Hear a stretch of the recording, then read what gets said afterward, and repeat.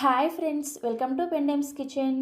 ఈరోజు వీడియోలో అనుకోకుండా ఇంటికి చుట్టాలు వచ్చినప్పుడు అప్పటికప్పుడు చాలా ఈజీగా ఫస్ట్ టైం ప్రిపేర్ చేసే వాళ్ళైనా సరే పక్కా కొలతలతోటి ప్లెయిన్ బిర్యానీని అలాగే ఆలూ కుర్మాని మంచి రుచిగా ఎలా ప్రిపేర్ చేసుకోవచ్చో ఈ వీడియోలో చూపించబోతున్నాను. మీకు ఆల్రెడీ బిర్యానీ చేయడం వచ్చినా సరే ఇక్కడ నేను చూపించబోయే విధంగా ఒక్కసారి ట్రై చేసి చూడండి. ఈ రెండింటి కాంబినేషన్ నిజంగా చాలా చాలా రుచిగా ఉంటుంది. సో ఇక ఏమాత్రం ఆలస్యం చేయకుండా ఈ ప్లెయిన్ బిర్యానీని అలాగే టేస్టీగా ఉండే ఆలూ కుర్మాని ఎలా ప్రిపేర్ చేసుకోవచ్చో ఈ వీడియోలోకి వెళ్ళి చూసేయండి. ఫస్ట్ మనం బిర్యానీ ప్రిపేర్ చేసుకోవడం కోసం బియ్యాన్ని నానబెట్టుకోవాలి. దానికోసం ఇలా ఒక గిన్నెని తీసుకొని అందులోకి 2 గ్లాసుల బాస్మతి బియ్యాన్ని వేసుకోండి. ఇవి వచ్చేసి 1/2 కేజీ ఉంటాయి అన్నమాట. వీటిని ఒకసారి శుభ్రంగా కడిగేసి ఇందులోకి నీళ్ళని పోసుకొని ఈ బియ్యాన్ని కనీసం ఒక 30 నిమిషాల పాటు నానబెట్టుకోండి. ఇలా నానబెట్టుకుంటే మనకి రైస్ అనేది ఉడికిన తర్వాత చక్కగా బాగా పొడవుగా వస్తుంది అనమాట. సో ఈ బియ్యం అనేది నానేలోపు మనం చక్కగా ఆలూ కుర్మాని ప్రిపేర్ చేసేసుకోవచ్చు. ఈ ఆలూ కుర్మాని ప్రిపేర్ చేసుకోవడం కోసం స్టవ్ ఆన్ చేసి ఇలా ఒక కడాయిని పెట్టుకొని కడాయి వేడైన తర్వాత ఇందులోకి ఒక 1/2 కప్పు వరకు నూనెను వేసుకొని వేడి చేసుకోండి. నూనె వేడైన తర్వాత 2 మీడియం సైజ్ ఉల్లిపాయల్ని ఇలా కొంచెం చిన్న చిన్న ముక్కలుగా కట్ చేసుకొని వేసుకోండి. ఇందులోనే 1/2 టీ స్పూన్ దాకా పసుపు, రుచికి సరిపడా ఉప్పు కూడా వేసుకొని ఈ ఉల్లిపాయ ముక్కల్ని మీడియం ఫ్లేమ్లో బాగా మెత్తబడేంత వరకు వేయించుకోండి. చూడండి, ఉల్లిపాయ ముక్కలు ఇలా మెత్తబడిన తర్వాత ఇందులోకి ఒక 1/2 టీ స్పూన్ దాకా అల్లం వెల్లుల్లి పేస్ట్ కూడా వేసి ఈ అల్లం వెల్లుల్లి పేస్ట్ పచ్చివాసన పోయేంత వరకు వేయించుకోండి. అల్లం వెల్లుల్లి పేస్ట్ అనేది చక్కగా వేగిన తర్వాత ఇందులోకి 1 టీ స్పూన్ దాకా ధనియాల పొడి, 1/2 టీ స్పూన్ దాకా జీలకర్ర పొడి, మీరు తినే కారానికి తగ్గట్టుగా 1 నుంచి 1.5 టీ స్పూన్ల వరకు కారాన్ని కూడా వేసుకోండి. ఇవన్నీ వేసుకొని ఒకసారి కలిపేసి లో ఫ్లేమ్లో వీటిని 1 నిమిషం పాటు వేయించుకోండి. ఇలా ధనియాల పొడి, జీలకర్ర, కారం వేసిన తర్వాత ఖచ్చితంగా మంటను లో ఫ్లేమ్లో పెట్టుకొని జస్ట్ 1 నిమిషం పాటు వేయించుకున్న తర్వాత ఇందులోకి ఒక 1/2 కప్పు వరకు కమ్మటి పెరుగును వేసుకొని మంటని లో ఫ్లేమ్లోనే ఉంచుకొని కలుపుతూ మరొక నిమిషం పాటు ఉడికించుకోండి. మీరు మంటని హైలో కానీ మీడియంలో కానీ పెట్టారంటే ఈ పెరుగు అనేది విరిగిపోయినట్లుగా అయిపోయి గడ్డలు కట్టేస్తుంది అనమాట. అందుకని లో ఫ్లేమ్లోనే పెట్టుకొని కంటిన్యూగా కలుపుకుంటూ ఈ పెరుగంతా కూడా చక్కగా కలిసేటట్లుగా 1 నిమిషం పాటు కలుపుకుంటూ ఈ పెరుగును కూడా కొంచెం ఉడికించుకోవాలి. అండ్ అలానే ఈ కర్రీ కోసం ఖచ్చితంగా కమ్మగా ఉండే ఫ్రెష్ పెరుగునే వేసుకోవాలి. పెరుగు అనేది కొంచెం పులిసినా సరే ఈ కర్రీ టేస్ట్ అంతా కూడా చేంజ్ అయిపోతుంది. అందుకోసం కమ్మగా ఉండే ఫ్రెష్ పెరుగునే వేసుకొని ఈ కర్రీని ప్రిపేర్ చేసుకోండి. సో 1 నిమిషం పాటు పెరుగుని చిన్న మంట మీద ఉడికించిన తర్వాత ఇందులోకి 4 మీడియం సైజులో ఉండే బంగాళాదుంపల్ని ఉడికించి పైన తొక్కు తీసేసి ఇలా కొంచెం మీడియం సైజులో ముక్కలుగా కట్ చేసుకొని వేసుకోండి. నెక్స్ట్ ఇందులోనే ఒక 3 నుంచి 4 వరకు పచ్చిమిర్చిని ఇలా కట్ చేసుకొని వేసుకోండి.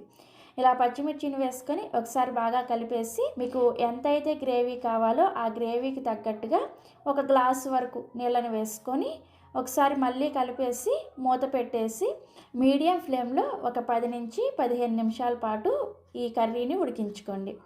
మనం ఆల్రెడీ బంగాళాదుంప ముక్కల్ని ఉడికించుకునే వేసుకున్నాం కాబట్టి పెద్దగా టైం ఏం పట్టదు. నేనైతే ఇక్కడ ఒక 12 నిమిషాల పాటు ఉడికించిన తర్వాత మూత తీసి చూపిస్తున్నాను. చూసారా, మనకి నూనె అనేది ఇలా సపరేట్ అవుతూ కుర్మా అనేది చక్కగా ఉడికిపోయి ఉంటుంది అనమాట.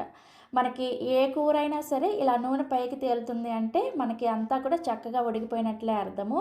పెద్దగా టైం ఏం పట్టదు. మీకు కర్రీ అనేది చూడడానికి చాలా ఈజీగా ఉంది కదా. టేస్ట్ అయితే నిజంగా నెక్స్ట్ లెవెల్లో ఉంటుంది.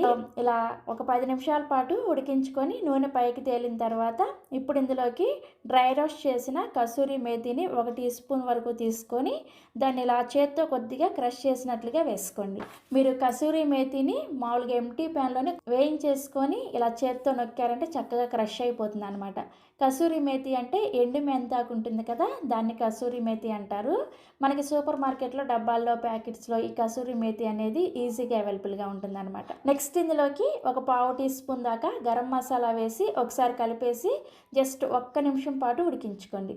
1 నిమిషం పాటు ఉడికించుకున్న తర్వాత ఇందులోకి సన్నగా తరిగిన కొత్తిమీర కూడా కొద్దిగా వేసేసి ఒకసారి కలిపేసి స్టవ్ ఆఫ్ చేసుకున్నారంటే ఎంతో రుచిగా ఉండే ఆలూ కుర్మా రెడీ అయిపోయింది. ఈ ఆలూ కుర్మా అనేది అన్నం, చపాతీ, బిర్యానీ, రవ్వ దోశ, అలాగే సెట్ దోశకు కూడా చాలా బాగా సెట్ అయిపోతుంది. మనం ప్రిపేర్ చేసుకునే ఈ ప్లెయిన్ బిర్యానీకి అయితే ఇంకా చాలా టేస్టీగా ఉంటుంది. సో మనకి బియ్యం నానేలోపు చక్కగా మనకి ఆలూ కుర్మా అనేది రెడీ అయిపోతుంది. ఇప్పుడు ఒక 30 నిమిషాల తర్వాత మనకి బియ్యం చక్కగా నానిపోయి ఉంటాయి. స్టవ్ ఆన్ చేసి మీరు ఏ గిన్నెలో అయితే బిర్యానీ చేసుకోవాలి అనుకుంటున్నారో లోతుగా ఉండే ఒక గిన్నెను పెట్టుకొని అందులోకి ఒక 4 టేబుల్ స్పూన్ల వరకు నూనె, అలాగే 1 టేబుల్ స్పూన్ వరకు నెయ్యి వేసుకొని వేడి చేసుకోండి. మీరు నెయ్యి వేసుకోవడం ఇష్టం లేకపోతే మొత్తం నూనె వేసుకోవచ్చు, లేదు అంటే మొత్తం నెయ్యితో కూడా ప్రిపేర్ చేసుకోవచ్చు. సో నూనె వేడైన తర్వాత ఇందులోకి 1 దాకా షాజీరా, అలాగే 5 లవంగాలు, 2 ఇంచుల దాల్చిన చెక్క, 5 యాలకులు వేసుకొని వీటిని 1 నిమిషం పాటు లో ఫ్లేమ్లో వేయించుకోండి. 1 నిమిషం వేగిన తర్వాత ఇందులోకి 2 అనాస పువ్వులు, అలాగే 2 బిర్యానీ ఆకులు, 1 జాపత్రి వేసుకొని ఒకసారి కలుపుకోండి. ఇలా ఒకసారి కలుపుకున్న తర్వాత ఇప్పుడు ఇందులోకి 2 మీడియం సైజ్ ఉల్లిపాయల్ని ఇలా పొడవుగా స్లైసెస్ లాగా కట్ చేసుకొని వేసుకోండి. ఈ ఉల్లిపాయ ముక్కల్ని కలుపుకుంటూ ఒక 10 నిమిషాల పాటు మీడియం ఫ్లేమ్లో వేయించుకోవాలి. ఉల్లిపాయ ముక్కలు ఇలా వేగిన తర్వాత ఇందులోకి 2 టీ స్పూన్ల దాకా అల్లం వెల్లుల్లి పేస్ట్ వేసి 2 నిమిషాల పాటు మీడియం ఫ్లేమ్లో ఈ అల్లం వెల్లుల్లి పేస్ట్ అనేది పచ్చివాసన పోయేంత వరకు వేయించుకోవాలి. సో ఒక 2 నిమిషాల పాటు ఈ అల్లం వెల్లుల్లి పేస్ట్ వేయించుకున్న తర్వాత ఇప్పుడు ఇందులోకి రెడీమేడ్ బిర్యానీ మసాలా ప్యాకెట్ ఉంటుంది కదా, ఆ రెడీమేడ్ బిర్యానీ మసాలా ప్యాకెట్లో నుంచి 1 టీ స్పూన్ బిర్యానీ మసాలాని వేసుకోండి. అలాగే కొద్దిగా పుదీనా కూడా వేసేసి ఈ పుదీనా ఆకుల్ని 1 నిమిషం పాటు ఈ నూనెలో కొంచెం మగ్గించుకోండి. ఇలా 1 నిమిషం పాటు మగ్గించుకున్న తర్వాత ఇందులోకి ఇప్పుడు మనం ఎసరు కోసం నీళ్ళను వేసుకోవాలి. దానికోసం ఇందాక మీరు ఏ గ్లాస్తో అయితే బియ్యాన్ని నానబెట్టుకున్నారో అదే గ్లాస్ తోటి 2 గ్లాసుల బియ్యానికి 3 నీళ్ళను వేసుకోండి. అండ్ అలానే ఒక 3/4 గ్లాసు వరకు కాచి చల్లార్చిన పాలను వేసుకోండి. ఇలా పాలని ఎసరులో వేసి బిర్యానీ ప్రిపేర్ చేశారంటే దీని రుచి మాత్రం నిజంగా నెక్స్ట్ లెవెల్లో ఉంటుంది. తప్పకుండా ట్రై చేయండి. మీరు ఎప్పుడైనా ట్రై చేయలేదు అంటే ఇలా ఒకసారి ట్రై చేస్తే మళ్ళీ మళ్ళీ ఖచ్చితంగా ఇదే విధంగా ప్రిపేర్ చేస్తారు. అంత టేస్టీగా ఉంటుంది. సో ఇలా 3/4 గ్లాసు పాలను కూడా వేసుకొని ఇందులోనే రుచికి సరిపడా ఉప్పును కూడా వేసుకోండి. నేను ఇక్కడ ఒక 2 టీ స్పూన్ల వరకు ఉప్పును వేసుకున్నాను. ఉప్పును వేసుకొని ఒకసారి కలిపేసి ఇందులోకి 3 పచ్చిమిర్చిని ఇలా మధ్యలో కొంచెం ఘాట్లు పెట్టుకొని వేసుకోండి. పచ్చిమిర్చిని కూడా వేసుకున్న తర్వాత మళ్ళీ ఒకసారి కలిపేసి ఈ ఎసర్ని మీడియం ఫ్లేమ్లో బాగా మరిగించుకోండి. సో మనకి ఎసరు చూసారా ఇలా చక్కగా మరిగేటప్పుడు మంటని లో ఫ్లేమ్లోకి పెట్టుకొని మనం ముందుగా ఒక 30 నిమిషాల పాటు బియ్యాన్ని నానబెట్టుకున్నాం కదా, ఆ బియ్యంలో ఉన్న ఎక్స్ట్రా నీళ్ళన్నీ కూడా వంచేసి నానబెట్టుకున్న బియ్యాన్ని మాత్రమే ఈ ఎసరులోకి నెమ్మదిగా వేసుకోండి. ఇలా బియ్యాన్ని అంతా కూడా వేసుకున్న తర్వాత ఇప్పుడు ఒకసారి నెమ్మదిగా కలుపుకొని మంటని హై ఫ్లేమ్లో పెట్టేసి ఒక 3 నిమిషాల పాటు ఉడికించుకోండి. 3 నిమిషాల తర్వాత ఎసరంతా కూడా అంటే నీళ్ళంతా కూడా ఇలా కొంచెం దగ్గర పడి రైస్ కొద్దిగా ఉడుకుంటుంది అనమాట. ఇప్పుడు ఒకసారి నెమ్మదిగా కలుపుకోండి. మీరు ఎలా పడితే అలా కలిపేశారంటే ఈ బాస్మతి రైస్ అనేది విరిగిపోతుంది అనమాట. అందుకోసం నెమ్మదిగా ఒకసారి ఇలా కలుపుకొని మంటని ఇప్పుడు లో ఫ్లేమ్లోకి పెట్టుకోండి. ఫస్ట్ మనం 3 నిమిషాల పాటు హై ఫ్లేమ్లో పెట్టుకున్నాం కదా, ఇప్పుడు మంటని లో ఫ్లేమ్లోకి పెట్టుకొని మరొక 5 నిమిషాల పాటు మూత పెట్టేసి ఈ రైస్ని ఉడికించుకోవాలి. 5 నిమిషాల తర్వాత మూత తీసి నెమ్మదిగా ఈ అడుగున ఉన్న రైస్ని ఇక్కడ నేను వీడియోలో చూపిస్తున్నాను చూసారా, ఇలా నెమ్మదిగా పైకి వచ్చేటట్లుగా ఈ రైస్ని సర్దుకోండి. ఇలా అడుగున ఉన్న రైస్ని పైకి, అలాగే మనకి పైన ఉన్న రైస్ అనేది అడుక్కు వెళ్ళిపోవాలన్నమాట. ఇలా ప్రిపేర్ చేసుకుంటే మనకి రైస్ అంతా కూడా చక్కగా ఉడుకుతుంది అనమాట. సో ఇలా అడుగున రైస్ని పైకి వేసుకున్న తర్వాత నేను ఇక్కడ ఒక 10 నిమిషాల ముందు వేడి వేడి పాలలో కొద్దిగా కుంకుమ పువ్వును వేసుకొని నానబెట్టుకున్నాను. ఆ కుంకుమ పువ్వు పాలను ఇందులోకి వేసుకుంటున్నాను. ఒక 4 టేబుల్ స్పూన్ల పాలలో వేసుకుంటే సరిపోతుంది.